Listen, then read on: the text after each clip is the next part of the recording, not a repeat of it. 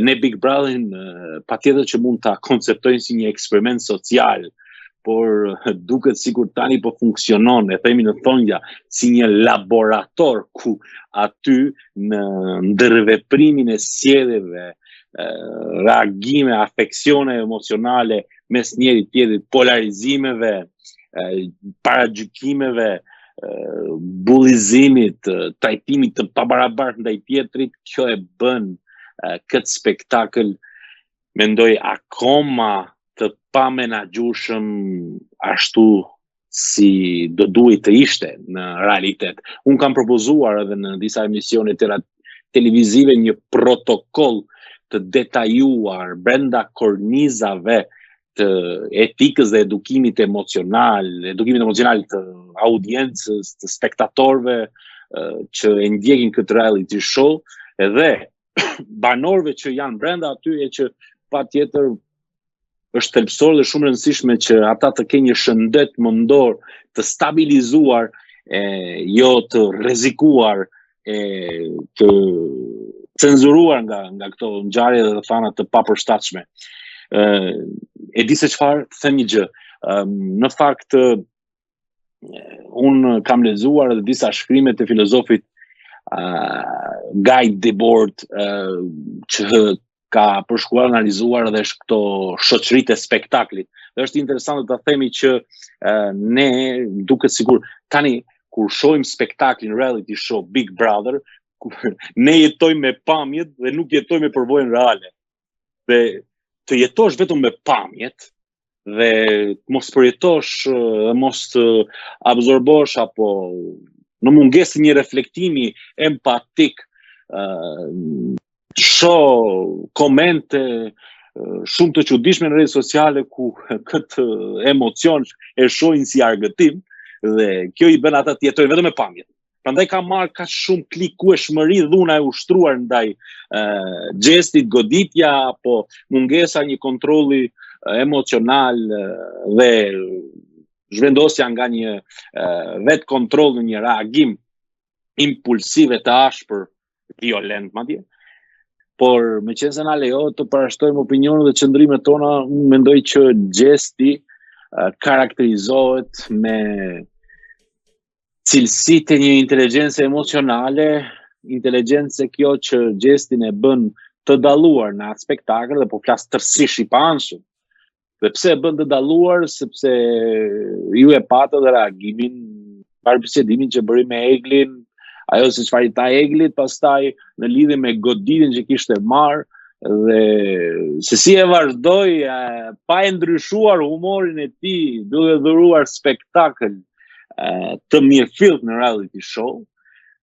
Kjo e bën xhestin të menaxhueshëm në këtë spektakël. Në këto raste shikoni modelin shembullt të xhestit që arrit ta ruajë qetësinë, sepse xhesti do kishte mundësinë të reagonte ashpër në kundër veprim me Jozin, por e ruajti qetësinë, vazhdoi tutje,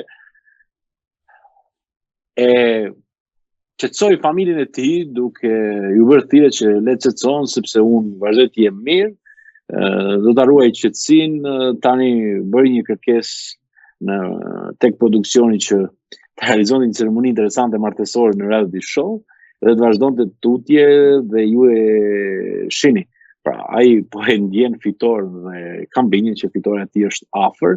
Nuk supozoj vetëm se mund ta kem admiruar ose ndjekur lojën e xhestit, ose mund të jemi anshëm në relacion me të, por unë shoh që xhesti ka bërë shumë gjëra interesante në këtë spektakël. Disa thonë, po pse nuk ka treguar mençuri, ka ikur debatër, s'ka folur gjëra logjike, është shmangur sa ndesa këndej, është njeri, është një çun që bën thjesht punën një zhurmuesi, po jo pra. Po pra, ka një gjë këtu, e kupton?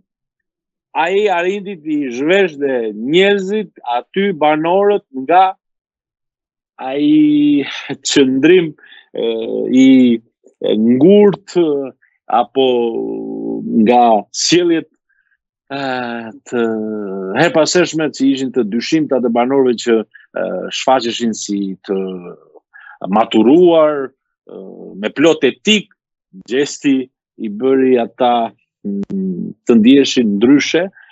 Kur them ndryshe, për nga syri i publikut, nga perceptimi i publikut, publiku e kuptoi se ata të cilët u eliminuan nga gjesti, nga ajo thënia e tij e famshme kulaçi i gjestit, u zhveshën nga petku i personalitetit tyre dhe lehtësisht publiku i kuptoi, i vlerësoi. Dhe publiku e gjeshtit kohës vlerëson. Dua ta shoh gjestin ashtu siç është, në një tempo, në një ritëm, me një humor të qëndrueshëm drejt asaj fitoreje që me merit i takon gjestit. E tani po e ruaj pozicionin e një personi që ndoshta po e promovoj gjestin duke u treguar i njanshëm, por a flasi mapur. Shikoni, po flasi mapur. Doni ta besoni ose jo, e ka merituar dhe e meriton fitoren.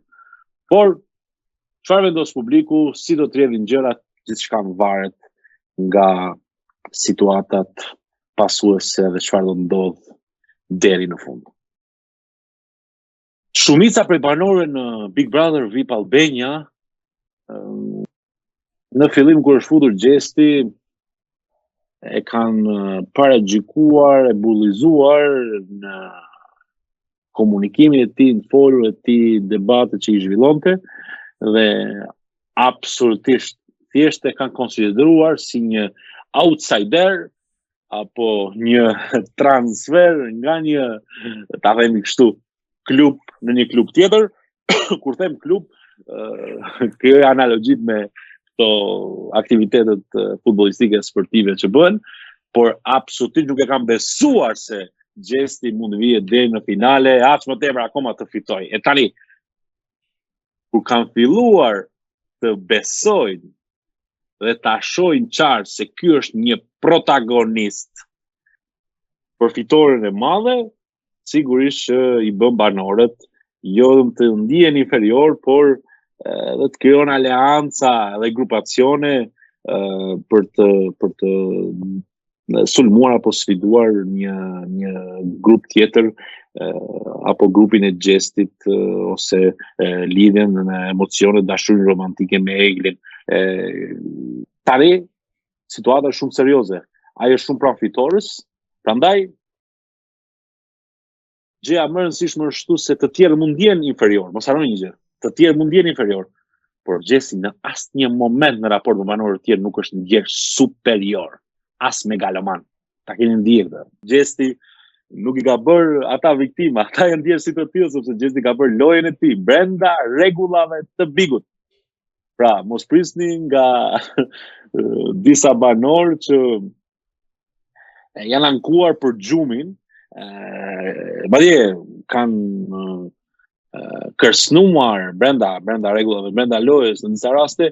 Gjestin, shiko se mos vazhdo kështu të ma gasmosh apo ma provokosh nervin ose të ma provokosh gjumin, se situata mund të përshkallëzohet.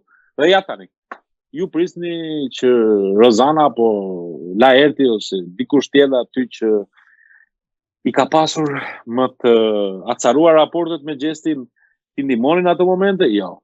Ata aty kanë qenë spektator brenda një spektakli dhe jo banor, thjesht spektator në situatë mes Jozë dhe gjestit.